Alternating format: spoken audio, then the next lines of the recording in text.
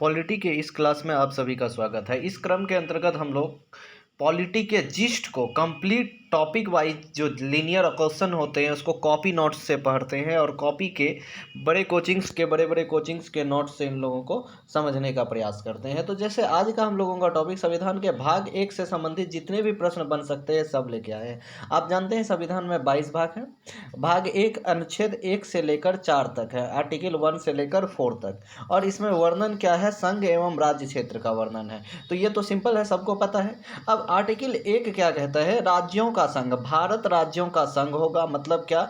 Union of the states शब्द का प्रयुक्त हुआ है। मतलब आर्टिकल 1 में कौन सा शब्द यूज हुआ है? Union of the state. यहाँ पर एक शब्द बनता है कि आर्टिकल 1 में फेडरेशन ऑफ स्टेट का यूज हुआ है या यूनियन ऑफ द स्टेट। तो फेडरेशन की जगह कौन सा शब्द काम में लिया गया है? यूनियन शब्द का काम लिया गया है। फेडरेशन लेने के बारे में भी किसी ने कहा था, कौन कहा था? तो इस क्लास के लास्ट तक में आपको पता चल जाएगा।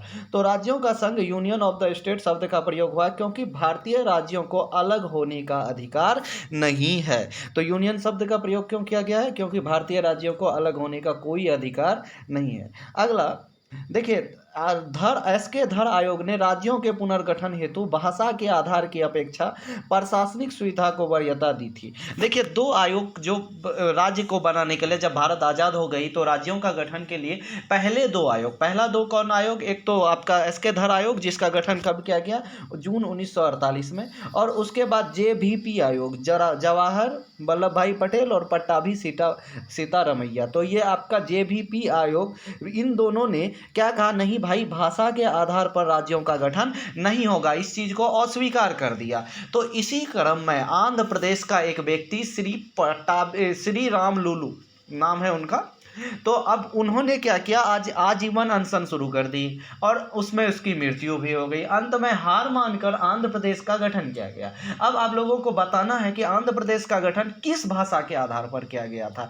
कन्नड़, तमिल, तेलुगु, मलयालम, 4 ऑप्शन है आपके पास। तो आप कमेंट में बता सकते हैं, वैसे आगे हम बताएंगे राज्यों की।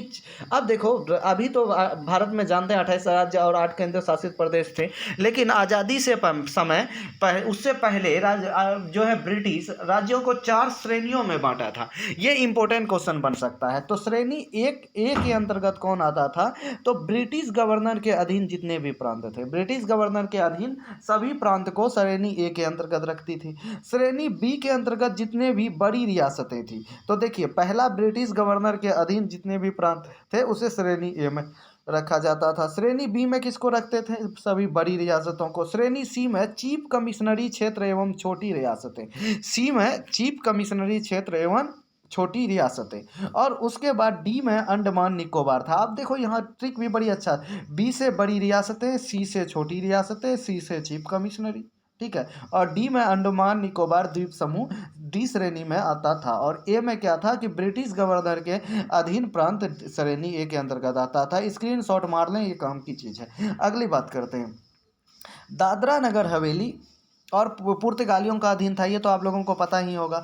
तो दादरा नगर हवेली पुर्तगालियों के अधीन था और वो आज़ाद कब हुआ? तो ये 1954 में इसका भारत में विलय कर दिया गया। देखिए, ये आज़ादी क्या, गणतंत्र होने के बाद तक ये सब क्षेत्र भारत का जो है क्या है? गुलाम ही है। दादरा और नगर हवेली पुर्तगालियों के अधीन।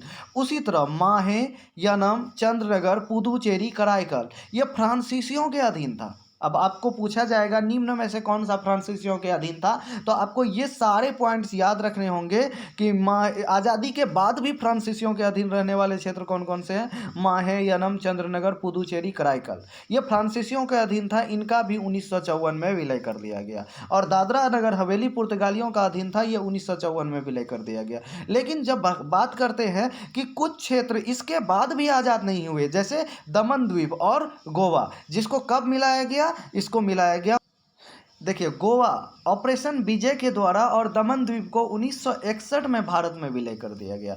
देखिए, 1954 में आपका कौन है? दमन द्वीप है, ठीक है। सॉरी, वो आपका दादरा नगर हवेली 1954 में है। माहे, यनम, चंद्रनगर ये सब आपके फ्रांस के अधीन था, इसको 1954 में मिलाया गया। और 1961 में गोवा और दमन द्वीप को मिलाया गया। और गोवा को किस ऑपरेशन के तहत मिलाया गया? ऑपरेशन विजय के तहत गोवा को भारत में शामिल कर लिया गया। अब अगला प्रश्न जो है आप लोग बताएंगे कमेंट बॉक्स में, हैदराबाद को किस ऑपरेशन के तहत मिलाई गई थी? अब देखिए 35वां संविधान संशोधन अनुच्छेद 2A के द्वारा, देखिए 35वां संविधान संशोधन जब किया गया तो एक नई अनुच्छेद जोड़ी गई, और ये अनुच्छेद क्या था? अनुच्छेद 2A के द्वारा सिक्किम को भारत का प्रथम सह राज्य बना। तो अब पूछ सकता है कि भारत का प्रथम सह राज्य बनने वाला क्षेत्र कौन सा है?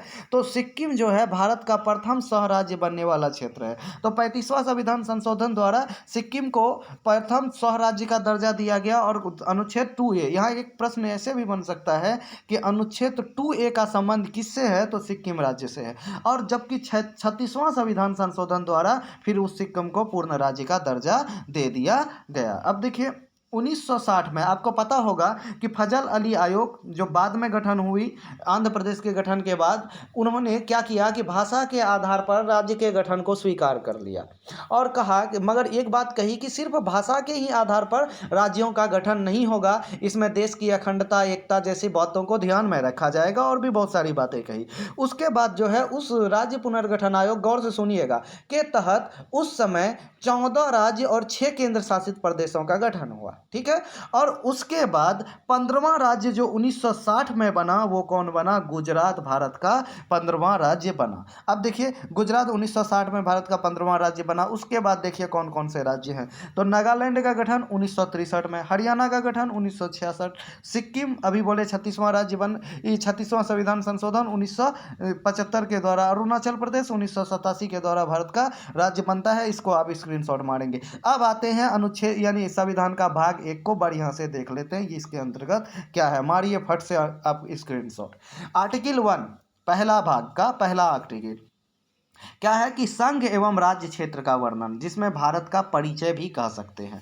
तो भारत का यानी संविधान का अनुच्छेद 1 जो है क्या कहता है? संघ एवं राज्य क्षेत्र का वर्णन करता है, जो भारत का परिचय से संबंधित है।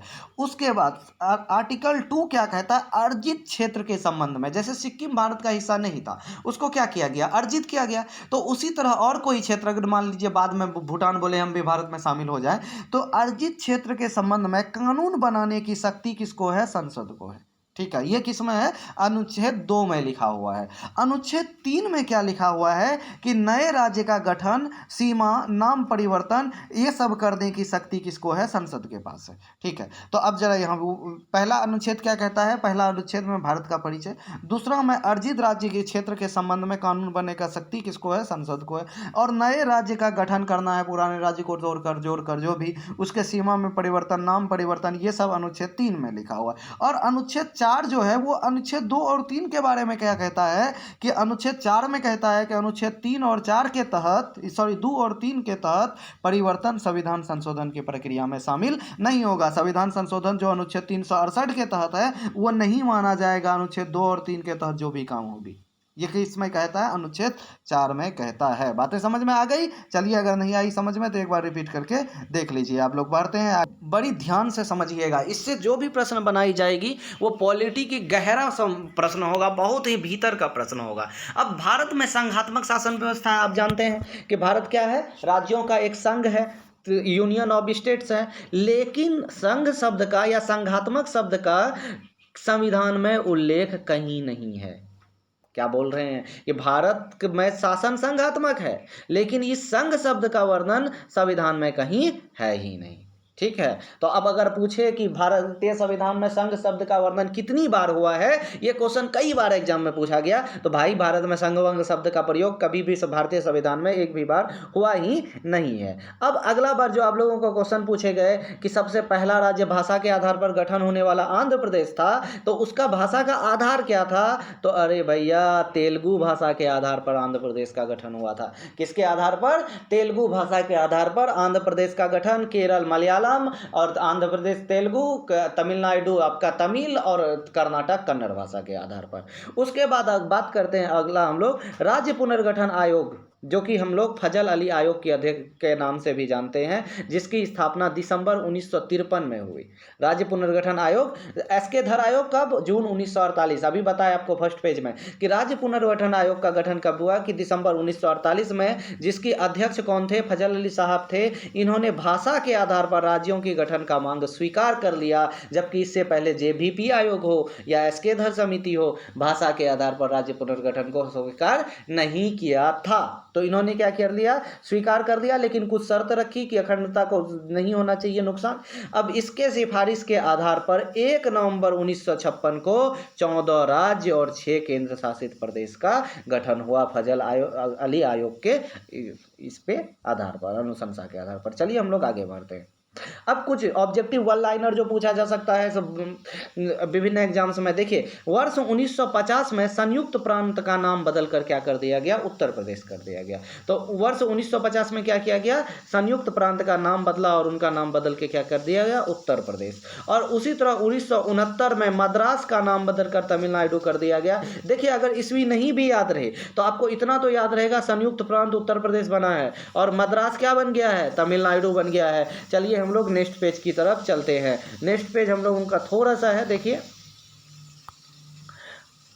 1973 में मैसूर का नाम कर्नाटक कर दी गई और 2006 में उत्तरांचल का नाम बदल के उत्तराखंड कर दिया गया। अभी बोले कि यूनियन के जगह फेडरेशन रखने का प्रस्ताव किसने रखा था? तो आपको आंसर मिल गया, मोहम्मद अली बेग ने यूनियन शब्द की जगह फेडरेशन करने का प्रस्ताव रखा था। चैनल को सब्सक्राइब करना नहीं भूलिए और दोस्तों के साथ शेयर करते रहिए। मिलते हैं नेक्स्ट क्लास।